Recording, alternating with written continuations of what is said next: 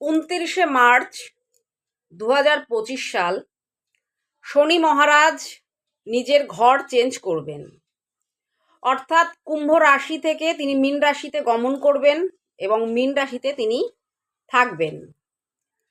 তো যাদের শনির সাড়ে সাথী শুরু হচ্ছে এবং যাদের শনির সাড়ে সাথী চলছে তাদের জন্য একটা টোটকা বা রেমেডি আমি বলে দিচ্ছি, যাতে শনি মহারাজের ভালো দৃষ্টি পড়ে এবং শনি মহারাজের কুপ্রভাব দূর হয়।